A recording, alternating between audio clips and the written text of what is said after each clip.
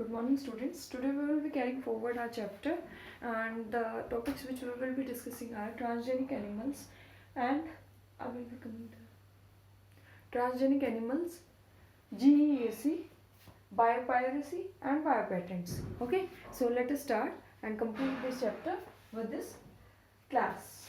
देखिए बेटा, transgenic animals, trans यानी कि किसी चीज के अक्रॉस जाके, जेनिक यानी कि जीनोम। जब किसी एनिमल के जीनोम में आप कोई एक्स्ट्रा जीन डालते हो, कोई ऐसा जीन डालते हो जो जनरली उस एनिमल के अंदर नहीं देखा जाता, तो उस एनिमल को बोलते हैं बेटा transgenic animals. Transgenic animals are also known as GMO। Where is my marker? हाँ, transgenic animals are also known as GMO, which means genetically modified organism.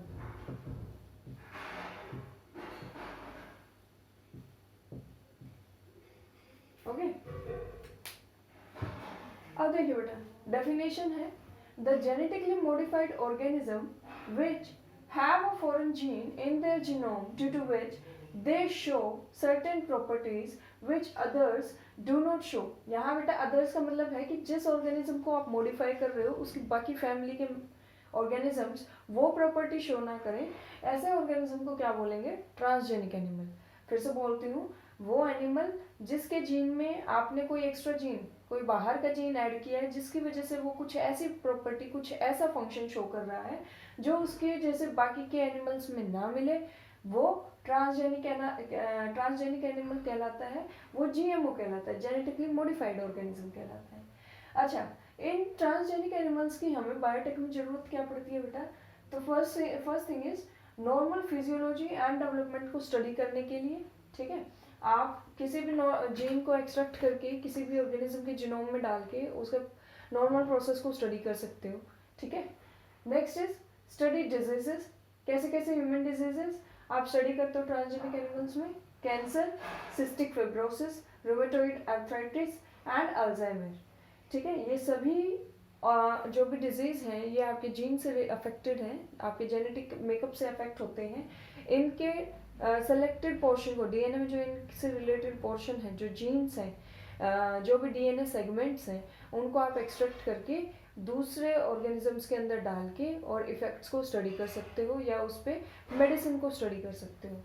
तो नेक्स्ट क्या कहाँ जरूरत है? बायोलॉजिकल प्रोडक्ट्स के लिए आपको अपनी रिक्वायरमेंट के अकॉर्डिंग बायोलॉजिकल प्रोडक्ट्स बनवाने हैं, तो आप उसके लिए ट्रांसजेनिक एनिमल्स की बॉडी का इस्तेमाल करते हैं। देखो, इसी में इंक्लूडेड है इंसुलिन, जो हमने कल के लेक्चर में डिस्कस किया था। यहाँ अल्फा-1 ट्रिप्सिन फॉर एम्फिसीमा। एम्फिसीमा होती है बेटा जो स्वेलिंग आ जाती है सिगरेट स्मोकिंग की वजह से। अगर डिटेल में इसके बारे में जानना है तो आज क्लास 11th में रेस्पिरेटरी डिसऑर्डर्स का वीडियो डालूंगी, आप उसको विजिट कर सकते हैं। तो अल्फा-1 ट्रिप्सिन जो है बेटा, it is effective for emphysema and we generate biological products using GMOs for emphysema. Next है बेटा रोजी काउ। 1997 में हमने एक काउ के जेनेटिक मेकअप को मॉडिफाई किया, जीन्स को मॉडिफाई किया और उसमें ऐसा जीन इंसर्ट किया जिसकी वजह से जो काउ है बेटा वो अल्फा लैक्ट एल्ब्यूमिन जो है प्रोटीन, या प्रोटीन जो है वो अपने दूध में सिक्रेट करने लगी थी, ठीक है। ये ह्यूमन मिल्क प्रोटीन है, यानी कि ह्यूमन बेबीज को इसकी रिक्वायरमेंट होती है। और जीन को इंसर्ट करने के बाद जो काउ थी वो 2.4 ग्राम्स पर लीटर मिल्क प्रोड्यूस कर रही थी with alpha lacto albumin, and this kind of milk, the milk containing this protein is more suitable for human babies than the normal milk, ठीक है। काउ का नाम याद रखेंगे आप, रोजी काउ। देखो काफी सारे ट्रांसजेनिक एनिमल्स हुए हैं, डॉली शीप है, ठीक है, रोजी काउ है, और भी कई सारी, जो फर्स्ट रैट है उसके बारे में आप उसका नाम जान सकते हो, तो नाम पता होना चाहिए। Next is vaccine safety testing. Very easy, very common. मैंने आपको बहुत बार समझाया है कि वैक्सीन्स को डायरेक्टली आप एंटीबॉडी, एंटीजन, चलो आपने एंटीजन डाला हॉर्स के अंदर, सॉरी आपने एंटीजन के अगेंस्ट एंटीबॉडीज तैयार की। कैसे तैयार करोगे? किसी ह्यूमन से रिलेटेड ऑर्गेनिज्म के अंदर आप पहले किसी वीकेंड एंटीजन को डालोगे, वीकेंड बैक्टीरिया वायरस इसको डालोगे, वो एनिमल उसके अगेंस्ट एंटीबॉडीज बनाएगा। आप उस ऑर्गेनिज्म के ब्लड को एक्सट्रैक्ट करोगे, मार के नहीं बेटा, कान के पीछे कट लगा के तब एक्सट्रैक्शन होता है ब्लड का, ये चीज़ ध्यान रखना। आप ब्लड को एक्सट्रैक्ट करोगे, उसमें से एंटीबॉडीज अलग करोगे, एंटीबॉडीज को लैब टेस्टिंग होगी, क्लिनिकल टेस्टिंग होगी, then they will be supplied. इस चीज़ को बोलते हैं डाउनस्ट्रीम प्रोसेसिंग। पिछले चैप्टर में हमने ये पढ़ा है डाउनस्ट्रीम प्रोसेसिंग क्या है। बायोलॉजिकल प्रोडक्ट्स को मार्केट में उतारने से पहले जिस स्टेप से गुजरना पड़ता है वो सभी इंक्लूडेड है डाउनस्ट्रीम प्रोसेसिंग में। तो वैक्सीन सेफ्टी टेस्टिंग में भी बायोटेक और ट्रांसजेनिक एनिमल्स का अहम रोल है। देन केमिकल सेफ्टी टेस्टिंग, काजल यूज़ करते हैं, कॉस्मेटिक्स यूज़ करते हैं, और भी बहुत सारी चीज़ें हैं जो भी क्रीम्स हैं आपकी, ये सब बेटा पहले एनिमल्स पे अप्लाई करके चेक की जाती हैं and then we provide them to the normal human population for usage. और अच्छा ये बात भी ध्यान में रखना बेटा कि 95% ट्रांसजेनिक एनिमल्स आर माइस।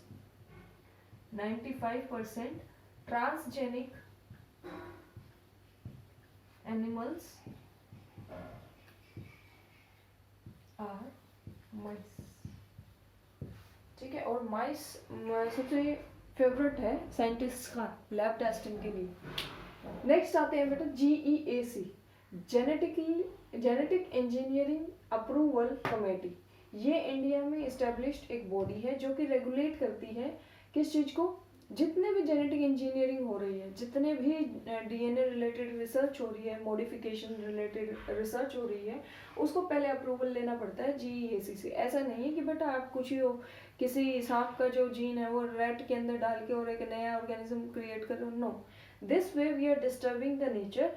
तो उसके इथिकल इश्यूज को, उसकी मतलब फिजिबिलिटी को और उसकी हार्म्स को कंसीडर करने के लिए, चेक करने के लिए GEAC का गठन हुआ था। और GEAC ही ये डिसाइड करती है, अप्रूवल देती है किसी लैब को कि हाँ आप ये जेनेटिक रिसर्च कर सकते हैं, ये जेनेटिक इंजीनियरिंग कर सकते हैं, ठीक है। इसकी मर्जी के बगैर अगर कहीं हो रही है तो बेटा वो अनइथिकल है and it won't be considered as a good research, और हो सकता है उन पर फाइन भी लग जाए, ठीक है, क्योंकि नेचर के साथ छेड़छाड़ करना is prohibited in our constitution also and there are various laws for it. तो बेटा GEAC की जरूरत हमें कैसे पड़ी, और या इससे रिलेटेड है ये बायोपायरेसी, बायोपेटेंट्स, ये सब। तो कंपनीज हैं, companies of developed countries are being granted biopatents for products which the people of developing and under developed countries have been using since long. ये बोलता है कि डेवलप्ड कंट्रीज की कंपनीज चतुर बनके, एक चतुर नार बन के क्या करना चाह रही हैं, ऐसे प्रोडक्ट्स का इस्तेमाल करना चाह रही है, उसके ग्रांट्स लेना चाह रही है जो अंडर डेवलप्ड और डेवलपिंग कंट्रीज के पीपल बहुत लंबे अरसे से यूज़ करते आ रहे हैं, ठीक है। तो इसमें दिक्कत क्या है बेटा, ले लेने दो ग्रांट। बायो पेटेंट्स बोलते हैं इसको, जो ये ग्रांट लेते हैं ना, इसको बायो पेटेंट्स बोलते हैं। बायोलॉजिकल चीज़ों से रिलेटेड लाइसेंस लेना इज बायो पेटेंट। नहीं बेटा, दिक्कत ये आएगी कि अगर आपके पास किसी चीज़ का बायो पेटेंट है तो कोई भी वर्ल्ड में उस चीज़ का इस्तेमाल, उससे रिलेटेड रिसर्च, उससे रिलेटेड प्रोडक्ट्स आपकी मर्जी के बगैर नहीं बना सकते, ठीक है। They have to pay you something for it and then they can go for their further works. तो इंडिया में बेटा 2 लाख वेराइटीज़ है राइस की, बहुत कॉमन है चावल, ठीक है। 27 डॉक्यूमेंटेड वेराइटीज़ हैं बासमती की, ठीक है। Basmati is finest rice of India. लेकिन 1997 में, याद करो 1997 वही ईयर है जब रोजी काऊ को हमने बनाया था अल्फा लैक्ट एल्ब्यूमिन जनरेट करवाने वाले मिल्क के लिए, ठीक है, अल्फा लैक्ट एल्ब्यूमिन वाले मिल्क के लिए। तो 1997 में एक अमेरिकन कंपनी ने पेटेंट राइट्स ले लिए बासमती पे, यानी कि दुनिया में कहीं पे भी बासमती उगाया नहीं जा सकता, उनकी परमिशन के बिना उस पर कोई रिसर्च नहीं हो सकती और उसके प्रोडक्ट्स का इस्तेमाल नहीं किया जा सकता। तो बेटा ये तो हमारे हक छीने गए ना, हम कितने लंबे अरसे से बासमती को एज अ इंडिजीनियस क्रॉप के तौर पे देखते आ रहे हैं, वैरायटी ऑफ राइस के तौर पे देखते आ रहे हैं। तो अगर कोई इस तरह से राइट्स ले लेगा तो इट्स वेरी अनफेयर। तो इन्हीं सब चीज़ों पे कंट्रोल लगाने के लिए GEAC का गठन हुआ है। Patented medicine herbs of India, हाँ ये बोलता है कि इंडिया में बहुत सारे हर्ब्स और शर्ब्स ऐसी हैं जो कि मेडिसिन में काम आती हैं। हम लोग आयुर्वेदिक कंट्री हैं, ठीक है। चरक, सुश्रुता, ये सब मेडिसिनल प्लांट्स के यूसेज से अपनी जो भी मेडिसिनल प्रैक्टिसेस थी वो फॉलो करते थे। तो अब देखो हंसी आएगी, नीम जो है बेटा कितना लंबे अरसे से हमारी हिस्ट्री में, मेडिसिनल हिस्ट्री में जुड़ा हुआ है, और नीम पे भी पेटेंटेड राइट्स ले लिए कुछ कंट्रीज ने। Although now these rights have been reversed, मतलब हटा दिए गए हैं ये। और लेकिन ये हकीकत है, ये देखो इंसान जिसको जहाँ उसको प्रॉफिट दिखता है ना अपना, वो दूसरे के हक के बारे में, हित के बारे में नहीं सोचता और अपने मुनाफे के बारे में मतलब दौड़ने लग जाता है। तो ऐसी ऐसी चीजें हैं। नीम के ऊपर राइट्स ले रहे हैं लोग, राइस के ऊपर राइट्स ले रहे हैं, कमाल है। टर्मरिक के ऊपर राइट्स ले रहे हैं, हल्दी के ऊपर। फिर है बेटा बायोपायरेसी। बायोपायरेसी मिलता जुलता है इससे। Biopatents and biopiracy are somewhat related but are bit different. Biopiracy में होता है क्या है कि कोई फॉरेन कंपनी है, वो इंडिया में आई, उसने इंडिया के रिसोर्सेज को यूज किया, लेकिन ना तो उसने इंडियंस कि मतलब इंडिया जो गवर्नमेंट है उससे परमिशन ली उस चीज़ के लिए, ना जो उस चीज़ से, उस पर्टिकुलर प्रोडक्ट से या उस पर्टिकुलर नेचुरल प्रोडक्ट से रिलेटेड जो भी कम्युनिटी है ह्यूमन बींग्स की, ना उससे कोई परमिशन ली। तो ऐसे में क्या होता है बेटा, बायो रिसोर्सेज का मिसयूज होता है, ठीक है। देखो जमीन हमारी, कोई पौधा उग रहा है मान लो, मेडिसिनल हर्ब है, ठीक है, जमीन हमारी, न्यूट्रिशन हमारा, मेहनत हमारी, खोज हमारी, और फिर बाहर की कंपनी आके उन सभी प्लांट्स को ले जाए या उनसे कोई भी प्रोडक्ट डिराइव करके और उसको बेचना शुरू कर दे, प्रॉफिट कमाने लग जाए, तो ये तो गलत होगा ना बेटा। कुछ ना कुछ श्रेय तो जो आसपास की कम्युनिटी है जिसने उस हब को अभी तक मेंटेन करके रखा है उसको मिलना चाहिए। जिस नेशन की बाउंड्री के अंदर वो चीज़ है वहाँ से परमिशन गेन करनी चाहिए। तो ये सब आता है बायोपायरेसी के अंदर। रिपीट कर देती हूँ, use of bioresources by multinational companies and other organizations without proper authorization from countries and concerned people without compensatory payment।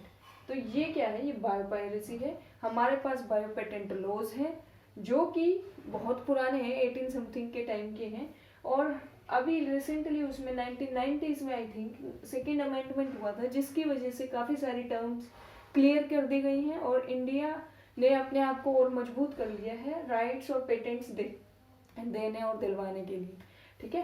तो बेटा यहाँ आपका चैप्टर फिनिश होता है। कोई पॉइंट अगर मिस हो गया हो तो एनसीईआरटी से कवर कर लेना, कहीं डाउट हो तो मुझे कांटेक्ट कर लेना, नोट्स को कंप्लीट कर लेना, और असाइनमेंट्स भेजूंगी, लेकिन अभी नहीं, 26 के बाद असाइनमेंट्स का सेशन शुरू होगा, ठीक है।